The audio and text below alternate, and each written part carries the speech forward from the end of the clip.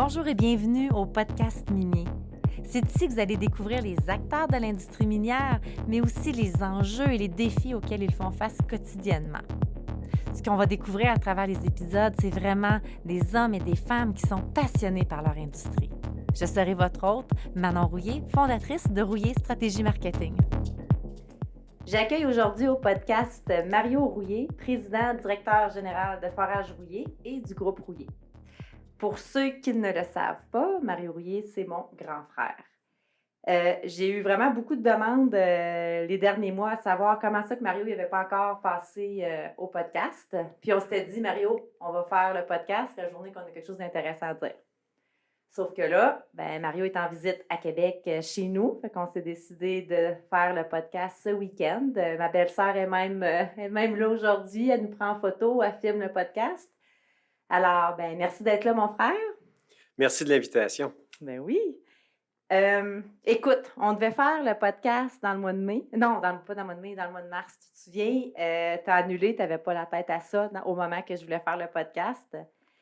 Puis de mon côté, là, je voyais Forage Rouillé puis le groupe Rouillé là, qui est dans le chaos de toute la pandémie. Puis je voulais faire une entrevue parce que je me disais, qu'est-ce qu'une entreprise de service dans l'industrie minière vit présentement pendant cette pandémie-là?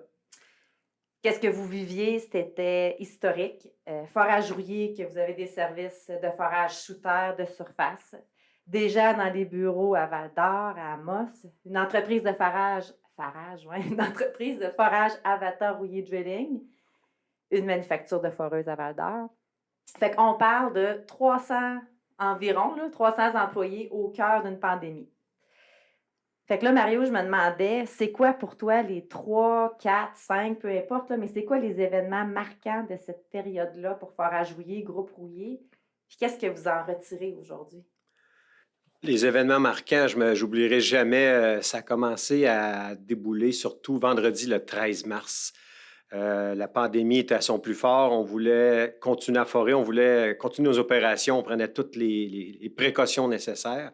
C'est par la suite que, on connaît la suite, toutes les entreprises ont fermé. Alors là, on a fait ce qu'il fallait faire. On a fermé boutique, on a fermé Versadril et Forage Rouillé. Mais on a continué à travailler. On avait des projets qu'on a continué. On a formé des petites équipes. On a travaillé sur des foreuses. On avait déjà entrepris des foreuses héliportables pour les trous profonds. Alors, Versadril les avait fabriquées. Alors, on les expédiait chez Forage Rouillé pour les assembler et les monter dans ce qu'il fallait, tout le petit kit là, pour héliportable. Et même chose chez Versadril, on a continué à développer notre foreuse autonome. On a avancé énormément là-dedans. Ce que ça a fait aussi, ça a précipité certains projets, cette crise-là. Il faut dire aussi qu'avec mon équipe, ce qu'on a fait, à chaque jour, on avait des rencontres, on appelait ça des meetings, COVID meetings.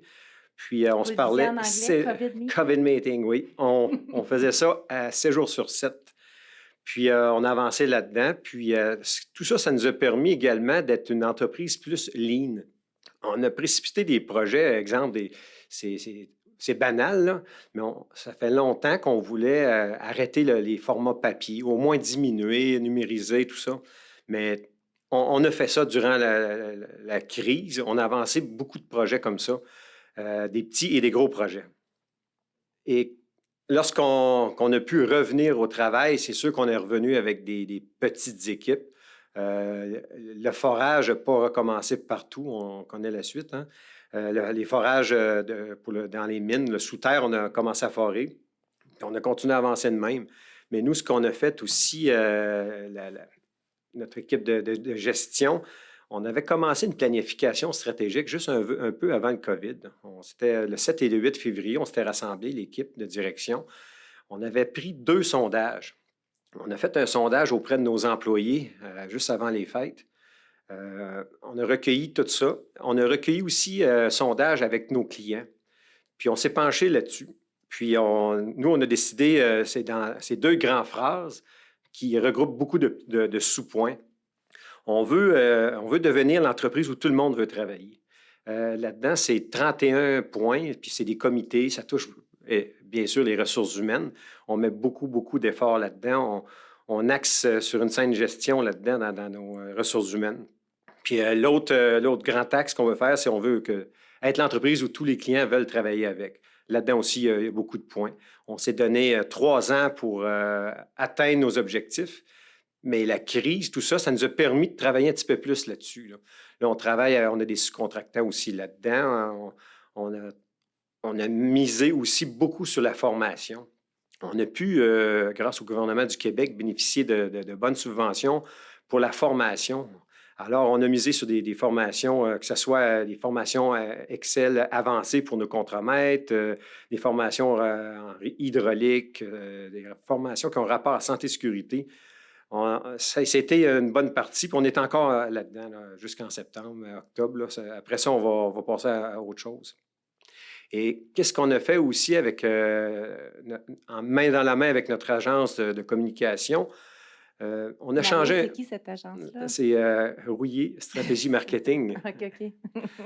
Puis ce qu'on a travaillé avec eux, on avait un plan de communication sur, corrige-moi, c'est 2 ans, mais on a changé ça un peu. On a comme repoussé ce qu'on voulait faire, puis parler de notre norme écologo, parler de nos nouvelles foreuses, des foreuses autonomes, c'est pas vraiment le temps quand on est en crise sanitaire comme on est là. Alors, on a axé sur l'être humain. Puis c'est pour ça qu'on a un slogan, une campagne qui est débutée depuis quelques semaines déjà. C'est profondément humain. Qu'est-ce que c'est profondément humain? Ça le dit, puis ça coule dans nos veines. On a toujours été près de nos gens, mais là, on a essayé d'être plus près encore. On a été sur le terrain, mon équipe de direction, tout ça, on a été beaucoup, beaucoup sur le terrain les dernières semaines, tout l'été d'ailleurs. Des visites, peut être proche, puis écouter ce que nos gens ont à dire, écouter leurs craintes, écouter aussi le projet. Eux autres, ils ont plein d'idées.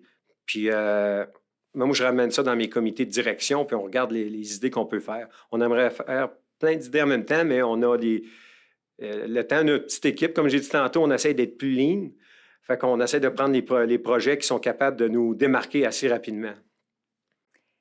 Effectivement. Puis, tu sais, la campagne profondément humain a vu jour, c'est ça, il y a quelques semaines, un mois ou quelque chose comme ça, mais c'est vraiment une campagne qui est ressortie aussi suite au sondage que vous aviez fait avec les employés puis avec les clients. Ce sondage-là avait émis des résultats qui disaient justement que on sent que l'entreprise est à l'écoute de nous, on sent que le service est là, qu'ils veulent, puis c'est là où est-ce qu'on s'est dit, si les gens le sentent, pourquoi qu'on ne mise pas là-dessus, puis on ne le met pas à haute échelle, puis qu'on n'en fait pas un slogan, mais qu'on y croit aussi, puis que, comme on dit, walk the talk, là, c'est vraiment ça avec ce slogan-là. On nous dit souvent à l'agence, ce que vous faites pour Forage Rouillé, c'est génial. Pouvez-vous faire un copier-coller puis venir le faire dans notre entreprise? Il y a une chose qui est différente chez Forage Rouillé, c'est le président. Mario, tu as une capacité de passer à l'action rapidement. On va te soumettre des idées, puis si tu le sens dans ton gut feeling, c'est sûr qu'on a un go, mais c'est sûr que tu vas te dire, là, Manon, c'est quoi le budget? Fait que c'est sûr qu'il y a un budget rattaché à tout ça, mais tu passes vite à l'action. Un exemple, on sait que l'industrie minière est en manque de main-d'œuvre, que ce soit avant ou pendant COVID, c'est toujours le cas. Puis, en août dernier, on a eu l'idée avec l'équipe des RH de Forage Rouillé de mettre en place une tournée. Ça s'appelle la tournée Forage Rouillé pour le recrutement. Fait qu'on a décidé de déplacer les RH de Forage Rouillé dans des villes différentes pour éviter que les gens aient à se déplacer chez Forage Rouillé s'ils veulent être embauchés ou en connaître plus sur l'industrie minière. Il y a beaucoup de gens aussi qui ne savent juste pas comment ça fonctionne, d'envoyer leur CV, d'aller sur un site web, de remplir des documents. Des fois, c'est peut-être plus compliqué. Fait qu'on s'est dit, on se déplace, on va aller à Val-d'Or, Lassar, Rouyn-Noranda, Témiscamingue. Puis l'équipe est partie. C'était un move audacieux puis un peu coûteux, surtout en temps par rapport à l'équipe des RH parce qu'on a pris tout leur temps de cette semaine-là puis se sont déplacés. Fait que c'est là qu'on voit que quand on a des idées un peu qui sortent de l'ordinaire, tu donnes la chance aux gens, puis on peut exercer nos idées. Fait que je pense que c'est le succès aussi derrière Forage Rouillé puis ton équipe de direction. Puis je me demandais justement, on parle d'embauche, on parle de la tournée, mais est-ce que tu sens que l'embauche est différente depuis 5 mois? Ça a complètement changé. Bien, on s'est basé aussi sur nos statistiques. On a vu que 74 notre taux de rétention est de 74 en 2019 pour les employés de longue date qui travaillent avec nous. Par contre, on a 43 des nouveaux employés que le taux est vraiment pas bon, là, le taux de rétention, puis il y a beaucoup, beaucoup de changements. C'est là-dessus qu'on force actuellement. Comment qu'on fait ça? Bien, c'est mieux embaucher. Puis l'équipe qu'on a en ressources humaines, on a toute une équipe, une jeune équipe, sont très fortes, les filles. En embauchant mieux, des bons candidats, candidates, on est capable de les garder plus longtemps. C'est à nous de les garder aussi longtemps, mais il faut avoir les bons candidats. Fait actuellement, on a vu un changement là-dedans. Puis les statistiques vont nous le dire un petit peu plus tard dans l'année. Il est trop tôt encore, là, mais ça s'en vient. Il y a 1 an, vous avez été les premiers à obtenir la certification Écologo en exploration minière. Comment est-ce que la certification change les façons de faire chez Forage Rouillé? Mais avant, dans le fond, pourquoi vous avez décidé d'entamer ce processus-là, d'avoir cette certification? Ça fait longtemps qu'on voulait avoir une certification. Lorsque j'étais sur le conseil d'administration de l'AEMQ, on en parlait en 2012. L'AEMQ a commencé à travailler là-dessus, puis ils nous ont demandé de collaborer du côté du forage avec eux là-dessus, puis on a travaillé là-dessus. Puis on a eu en octobre dernier cette certification-là. On est très, très fiers de ça. Qu'est-ce que ça a changé? Ça n'a pas changé tant que ça, des choses, parce qu'on faisait les affaires quand même pas si pires. Où que ça a changé, il faut plus documenter qu'est-ce qu'on fait. On le disait aux gens qu'on faisait les bonnes choses, mais là la certification, ce qu'elle vient de faire avec UL, bien, elle vient de dire, ben oui, ils font les choses correctement.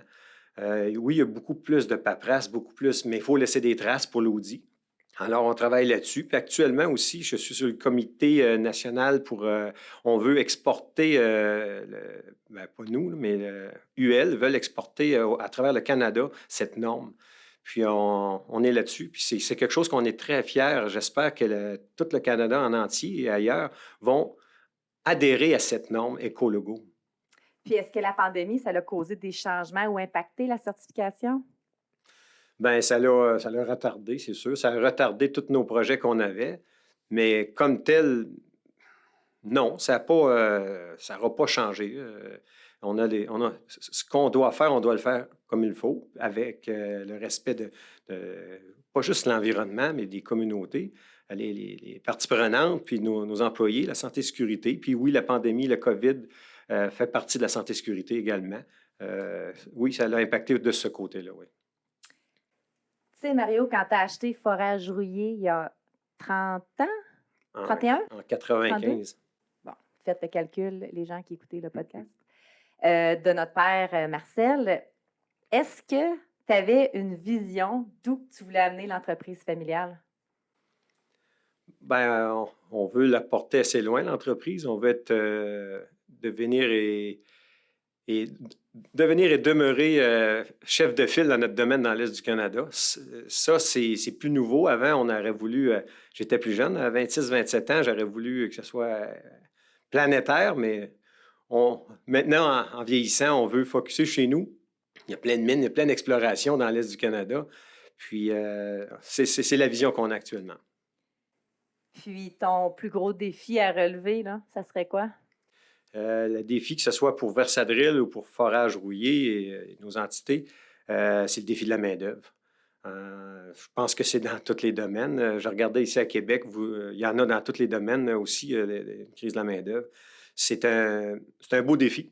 C'est un beau défi. Il faut qu'on se mette très, très beau. Une belle entreprise, on doit attirer des talents, mais ce n'est pas que les attirer, il faut les garder aussi. Fait que c'est stimulant comme défi. C'est difficile, mais c'est stimulant. Forage Rouillé, c'est une entreprise familiale, encore aujourd'hui. Puis on peut le dire parce que tu as Frédéric, ta fille, qui travaille au sein de l'entreprise. Est-ce que c'est quelque chose pour toi que tu voyais justement, il y a 30 ans, d'avoir ton enfant travailler dans la même entreprise que toi? C'est le plus beau rêve. Oui. Puis il n'y a pas juste ma fille qui est aussi là, il y a plein de jeunes relèves en arrière. Il y a plein de jeunes qui veulent rester avec nous puis qui veulent faire grandir l'entreprise. Il y a une relève en arrière de Forage Rouillé, puis il va y avoir une autre génération en forage. Ça, je peux vous le dire. Quand on dit que c'est une entreprise familiale, mais c'est un peu ça, tu sais, oui, tu as la famille qui est là, tu as ta fille qui travaille là, tu as ton agence que c'est ta sœur, tu as ta femme, Marie-Josée Tardy, qui est consultante pour vous autres aussi, tout au niveau des RH, les sondages justement que vous avez faits, ça relève vraiment de tout le travail de Marie-Josée aussi. Fait que tu es un homme d'affaires qui a quand même, je disais tantôt, tu as le gut feeling et tout, mais tu sais aussi bien t'entourer des gens qui veulent ton succès, là. Exactement. Je suis l'homme le plus choyé du monde. J'ai toute une femme, une fille, une équipe, une sœur, puis toute mon équipe de direction, nos employés, mes associés. Moi, c'est facile pour moi. Je suis entouré des meilleurs. Alors, moi, c'est plus facile de foncer dans ce temps-là. Puis ils sont là pour me breaker des fois. Ils sont là pour me conseiller. Moi, quand j'ai une mission, moi, je pars en mission, puis je sais que j'ai l'aval de mon conseil. Je suis chanceux. Avant que le podcast débute, ma belle-sœur m'a demandé une question qu'il fallait que je te demande, mais c'est quand est-ce, Mario, tu envisages la retraite? J'envisage pas vraiment de retraite. Ce qui pourrait arriver, c'est j'aimerais continuer tant qu'on peut continuer, puis peut-être plus siéger au niveau du conseil d'administration des entreprises qu'on a.